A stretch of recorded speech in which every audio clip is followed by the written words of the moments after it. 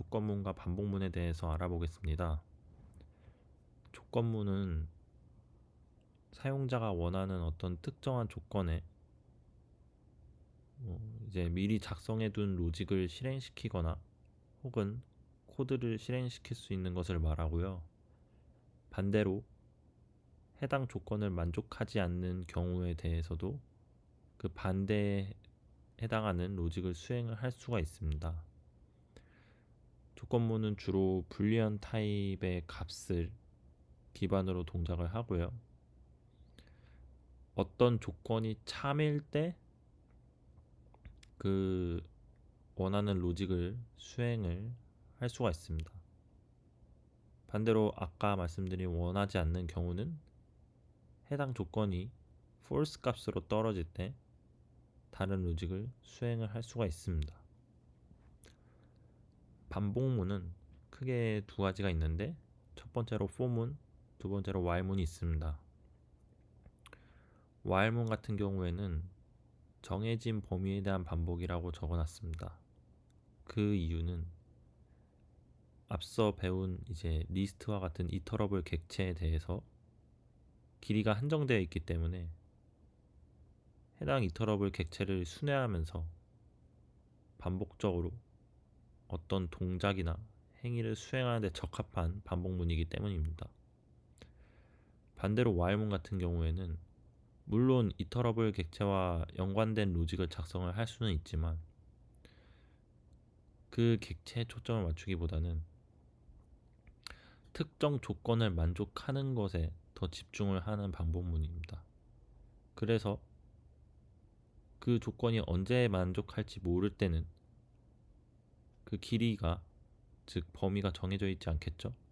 그래서 정해지지 않는 범위에 대한 반복이라고 적어놨습니다. 제가 아는 많은 파이썬 강의 중에서는 이 for문과 while문에 대한 차이를 잘 설명을 해주지 않는 것 같아서 적어 놓았고요.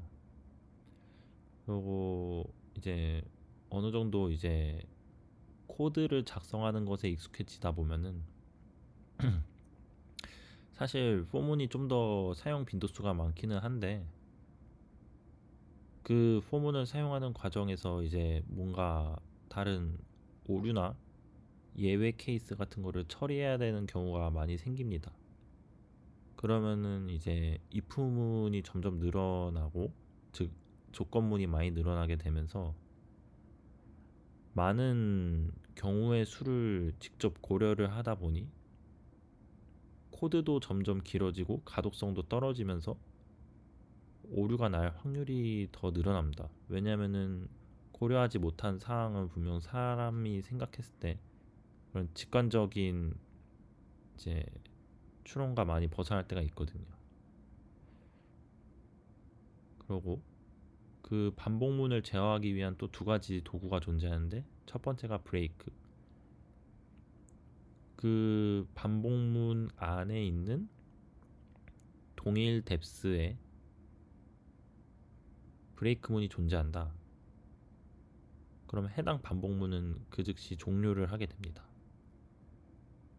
그리고 continue라는 구문이 있는데 반복문이라는 거는 같은 동작을 계속 반복하다가 한 루프 때 첫 번째 동작 반복하고 두 번째 루프 때 그 동작을 또 반복하는 식으로 동작을 하는데 그 동작하는 중간에 예를 들어서 continue 구문을 만나게 되면은 그 뒤에 있는 로직은 수행하지 않고 바로 다음 루프로 돌아가서 처음부터 수행하게 됩니다. 자세한 내용은 코드로 확인을 해보겠습니다. 먼저 조건문부터 살펴보겠습니다. 지금 리스트에 1부터 5까지의 값이 담겨져 있는 것을 확인을 하실 수가 있습니다. if문을 사용을 해서 조건문을 사용을 할 수가 있는데 if문 다음에는 컨디션, 즉 조건이 오게 됩니다. 이 조건은 불리언 값으로 참, 거짓이 오게 되는데 지금 이 리스트의 길이가 모듈러는 나머지 연산자를 의미합니다. 그 길이가 2로 나누었을 때 나머지가 0과 같냐라는 의미입니다. 는이 두 개가 적혀져 있으면 논리 연산자로 equal과 같은 의미가 됩니다. 즉 쉽게 말해서 이 리스트의 길이가 짝수냐 라고 묻는 것인데, 지금 보시면은 1부터 5까지 리스트의 길이가 총 5죠. 홀수입니다. 그래서 이 코드를 수행하게 되면은 이 컨디션이 false가 되기 때문에 짝수가 출력되지 않습니다. 두 번째 코드를 보면 이 리스트의 길이가 4인 경우 프린트 4, 즉 4를 출력하게 됩니다. 하지만 여기서 else라는 구문이 나오게 되는데, 이 else가 의미하는 것은 앞에 있는 if문의 조건이 만족하지 않는 나머지 케이스들을 전부 의미합니다. 즉 4가 아닌 마이너스 무한대에서 플러스 무한대 사이에 4만 아닌 나머지 길이를 갖기만 한다면 리스트가 이 느낌표 4를 출력하게 됩니다. 지금 현재 길이가 5기 때문에 해당 코드를 수행을 하면은 느낌표 4가 찍히는 것을 확인하실 수가 있습니다. 세 번째로 볼 코드는 elif라는 구문이 나옵니다. else는 앞서 if문 앞에 있는 뒤에 있는 그 조건에 나머지 모든 상황을 의미했었죠. elif는 else if의 줄임말인데, 이 경우에 나머지 상황들 중에서 한 번 더 조건을 고려를 해야 합니다. 즉 4가 아닌 모든 경우의 수에서 짝수이기만 하면은 이 두 번째 4가 아닌 짝수가 출력되게 됩니다. 지금 그런데 길이가 5이기 때문에 첫 번째 조건문을 만족하지 않아서 4가 출력되지도 않습니다. 하지만 그렇다고 해서 길이가 짝수도 아니기 때문에 둘 다 출력이 안 되는 모습을 확인하실 수가 있습니다. 여기까지가 조건문의 전부고, 다시 정리를 하면 if문, if else, if, elif 이 세 가지만 아시면 사실상 조건문에 관련돼서는 크게 문제될 것이 없다고 생각을 합니다. 다음으로 반복문에 대해서 알아보겠습니다. 반복문은 두 가지 종류가 있다고 했었죠. 첫 번째로 for문이 있는데, for, in 이 중간에 이제 어떤 값들이 오게 되는데, 먼저 in 뒤에부터 보시면 내가 순회하고 싶은 대상을 적습니다. 즉 지금 1, 2, 3, 4, 5가 담겨 있었던 리스트를 한 바퀴씩 돌고 싶은 겁니다. 그럼 첫 번째로 나오는 그 엘리먼트가 1이 돼서 이 프린트를 출력하게 돼서 1이 나오고, 그 다음 바퀴에는 2가 나와서 엘리먼트로 담겨지고, 그 엘리먼트가 출력이 돼서 2가 나오게 됩니다. 마찬가지로 3, 4 해서 마지막에 5가 나오고, 이 포문은 종료하게 됩니다.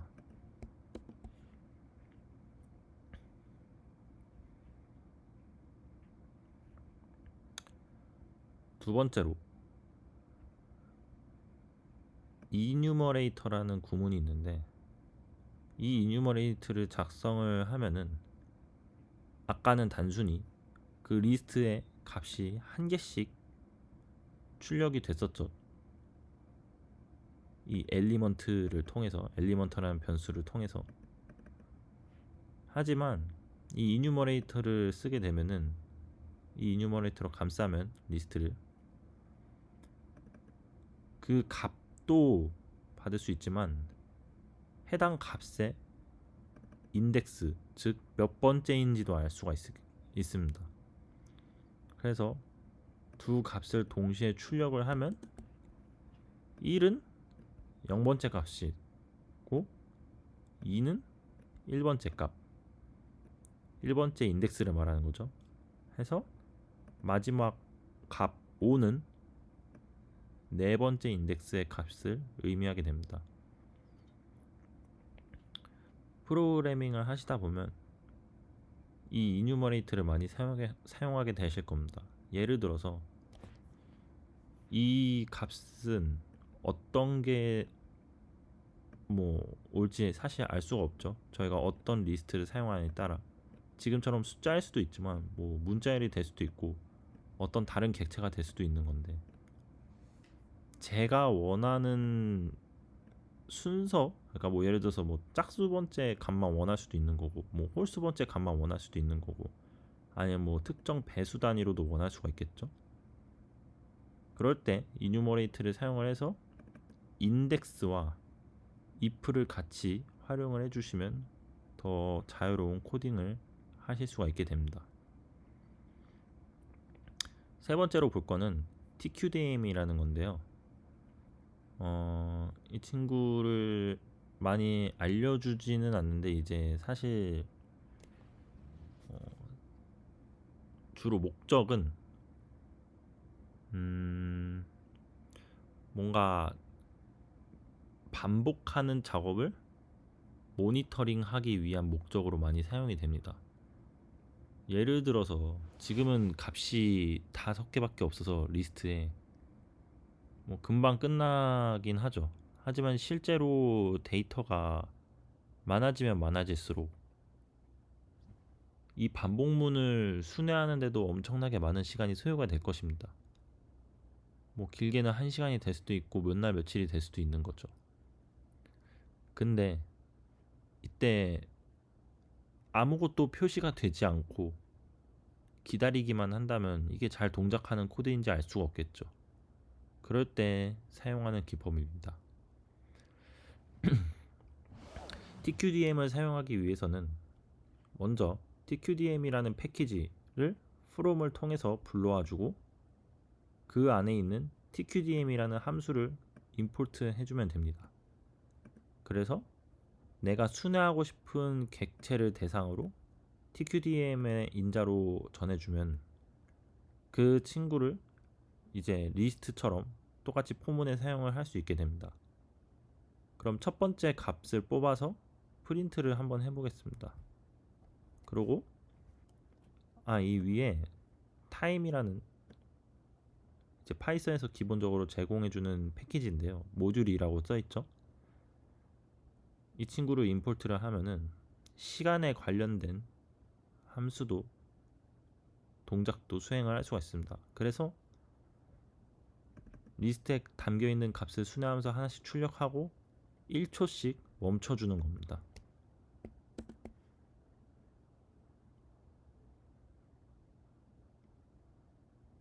네, 이렇게 로딩바도 나오고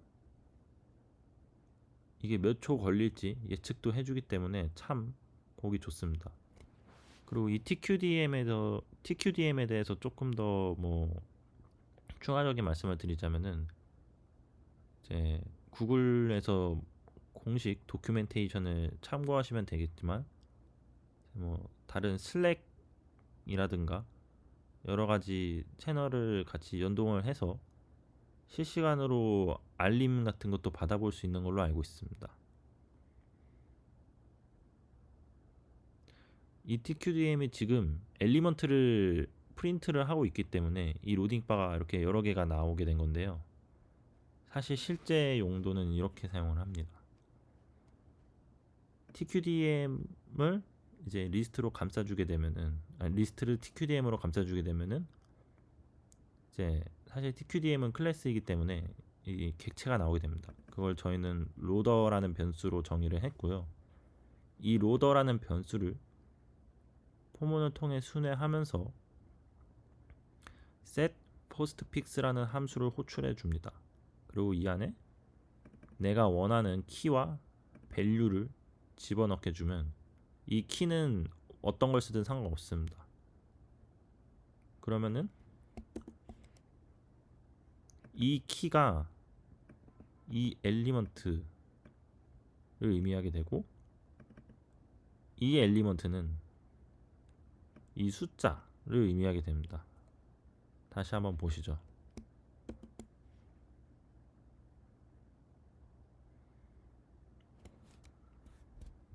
키를 바꿔보겠습니다. 네, 여기 바뀐 걸 확인하실 수가 있습니다. 그리고 포문에 대해서 조금 더 심층적으로 보겠습니다.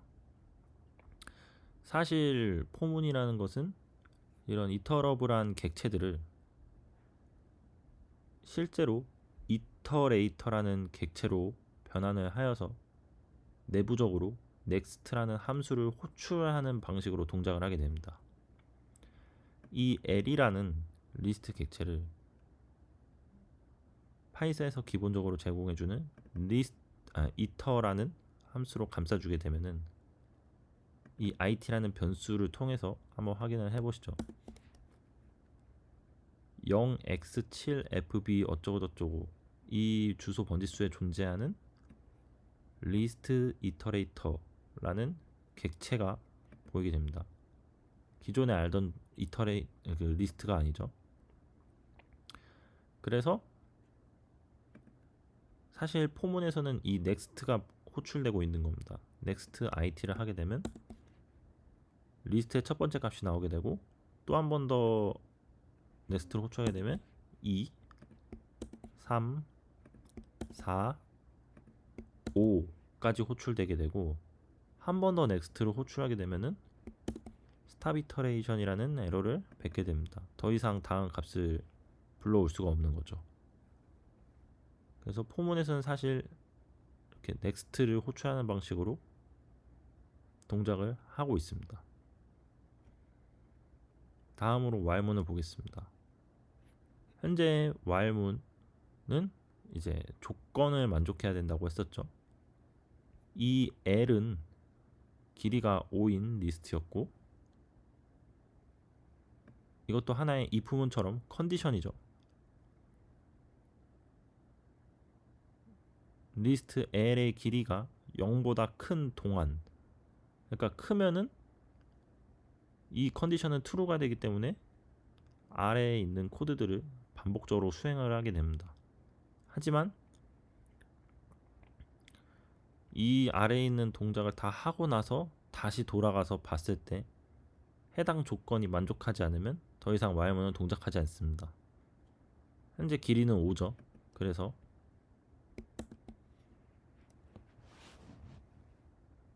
아래에 있는 코드를 살펴보면 처음에는 길이가 5이기 때문에 0보다 크죠. 그래서 이 컨디션을 만족을 해서 while문 안에 코드들을 수행을 하게 됩니다. 첫 번째 줄을 보면 저번 시간에 배웠던 리스트의 pop 함수죠. 0을 넣는다는 의미는 0번째 인덱스를 꺼낸다는 소리입니다.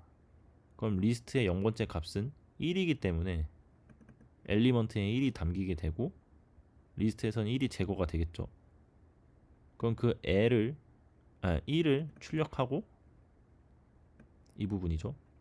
지금 리스트에 남은 원소 값들을 확인을 해보는 겁니다. 그래서 2, 3, 4, 5가 남았고 다음 while문으로 가서 조건을 확인을 해보니까 지금 길이가 4죠. 4면 아직 0보다 큽니다. 그래서 다시 첫 번째 줄이 또 수행되면서 지금 2가 가장 맨 앞에 있으니까 팝이 되면서 엘리먼트에는 2가 담기게 되고 2를 출력하고 2가 빠졌으니까 L에서 3, 4, 5만 남은 거죠. 이런 식으로 반복적으로 동작하면서 최종적으로 5가 빠지고 L은 길이가 0이 되겠죠. 그 순간 다시 while문으로 올라가서 이 조건을 확인을 해보니까 더 이상 만족하지 않아서 while문은 종료되게 됩니다. 그래서 마지막으로 L은 지금 빈 리스트가 되었고요. 다시 반대로 해당 조건을 만족하는 것을 초점을 맞추셔야 됩니다. 지금 L을 초점을 보는 게 아니라 현재 길이가 0입니다. 그래서 5보다 작기 때문에 다시 이 조건을 만족하고 길이보다 1이 큰 값을 L에다가 다시 어펜드를 해줍니다. 추가를 해주는 거죠. 지금 길이가 0이기 때문에 1을 추가하고 리스트 L을 출력해본 결과 1이 나왔죠. 그리고 다시 while문으로 올라가서 현재 길이가 1이기 때문에 아직 5보다 작아서 또다시 아래 구문을 수행을 합니다. 지금 길이가 1이어서 플러스 1을 하면 2를 리스트에 추가를 하겠다는 의미고 그 리스트를 다시 한번 출력을 합니다. 그래서 1, 2가 나왔죠. 이렇게 마지막까지 1, 2, 3, 4, 5가 출력된 것을 추가된 것을 확인을 하실 수가 있습니다.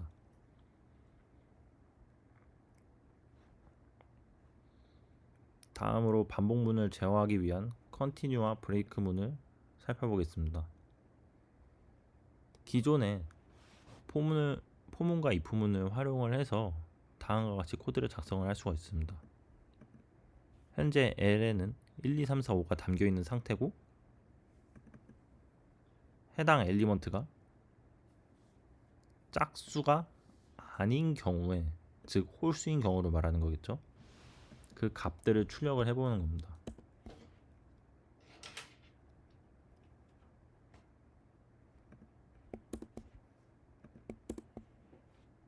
네. 그래서 1, 2, 3, 4, 5에서 홀수만 지금 출력이 됐어요. 그 다음에 이와 같은 동작을 수행하는 코드를 물론 이렇게 짤 수도 있지만 if, else문을 활용을 해서 작성을 할 수도 있습니다.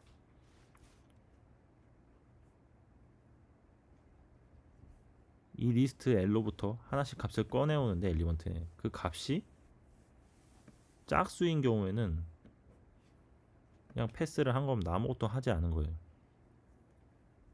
그 다음에 그 밖의 경우, 즉 홀수를 의미하죠. 홀수인 케이스에는 그냥 그 값을 출력을 하는 거고요. 하지만 이제 실제로 로직이 뭔가 고도화되고 복잡해지다 보면 이 if문에도 뭔가를 수행하고 싶을 수 있겠죠. 그럴 때 아래 코드처럼 작성을 할 수가 있는 겁니다.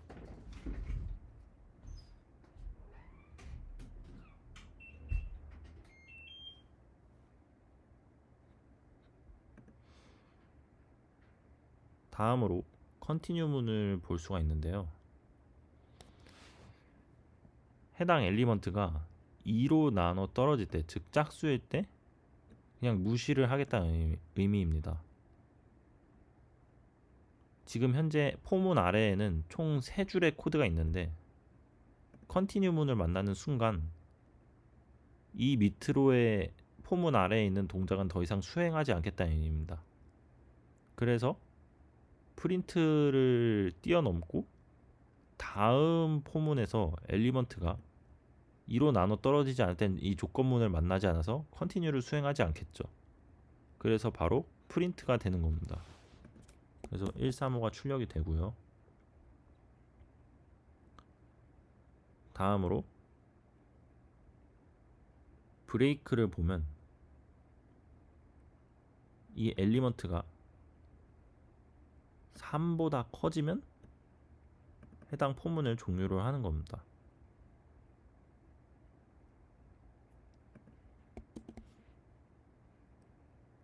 만약에 순회를 하면서 1일 땐 해당 if문을 만나지 않으니까 프린트를 하는 거고 다음 엘리먼트가 2겠죠. 2일 땐 또 해당 조건문을 만족하지 않아서 바로 프린트로 가고 3일 때도 마찬가지고 4가 되는 순간 이 조건이 만족하게 되면서 3보다 크니까 엘리먼트가 4일 땐 브레이크를 만나고 해당 포문은 종료가 되게 됩니다. 마지막으로 조금 더 복잡한 케이스를 보고 마치겠습니다.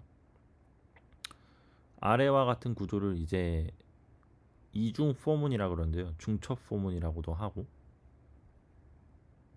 L이 순회를 하면서 엘리먼트 1이 1, 2, 3, 4, 5가 나올 것이고, 똑같은 객체를 만약에 또 순회한다고 쳤을 때 그 안에서 엘리먼트 2도 1, 2, 3, 4, 5가 나오겠죠. 즉 이렇게 나오게 됩니다. 4 엘리먼트 1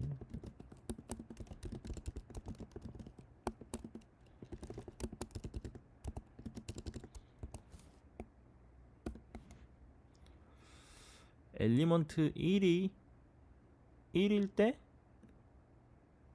엘리먼트 2가 1, 2, 3, 4, 5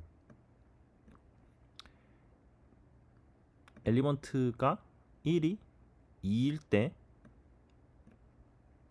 엘리먼트 2가 1, 2, 3, 4, 5 왜 이렇게 되냐? 이 밖에 있는 폼은 한 번 안에서 또 반복을 하기 때문에 여기서 5번 반복을 하고 그제서야 이 밖에 있는 포문의 한 번의 루프가 종료가 된 겁니다. 그래서 다시 위로 올라가서 그때 엘리먼트 1이 1에서 2로 바뀌겠죠? 그 안에서 또 여기 있는 포문 안쪽 이너 루프가 또 5번 반복을 하는 거고요. 그렇게 해서 총 5 곱하기 5에서 25번의 반복이 일어나는 건데, 안에 있는 포문이 엘리먼트 2가 만약에 밖에 있는 값 엘리먼트 1의 3배가 될 때는 종료하고 싶은 겁니다. 그래서 엘리먼트 1이 1일 때 엘리먼트 2가 1이고 2이고 3이 되는 순간이 오겠죠. 그 순간 브레이크를 만나면서 안쪽에 있는 포문이 종료가 됩니다. 그래서 3이 출력이 되지가 않은 거예요. 그리고 바로 바깥쪽 포문에 다음 루프로 넘어가서 엘리먼트 1이 다시 2로 시작을 하게 됩니다. 그리고 그 안에서 또 엘리먼트 2가 또 돌겠죠. 1일 때, 2일 때, 3일 때, 4일 때, 5일 때. 근데 이제는 다 나오는 이유가 엘리먼트 1이 2이기 때문입니다. 2니까 곱하기 3 하면 6이지 않습니까? 근데 이미 엘리먼트 2에서는 최대값이 5라서 이 브레이크문을 만날 일이 없습니다. 그 다음 숫자도 마찬가지겠죠. 3이면 뭐 9일 거고 4이면 12일 거고 5이면 15니까 이제 이 브레이크문을 더 이상 만날 일이 없을 겁니다. 이렇게 중첩 포문 안에서도 만약에 브레이크를 만나면 이 밖에 있는 루프까지 끝나는 게 아니라 이 브레이크가 존재하는 루프, 이 안쪽 포문에서 만난 거죠. 사실상 브레이크가 이 인덴테이션을 항상 주의를 하셔야 됩니다. 그래서 안쪽에 있는 포문만 끝나는 거고 다시 바깥쪽 포문은 재가동돼서 아래와 같이 결과를 내놓습니다. 감사합니다.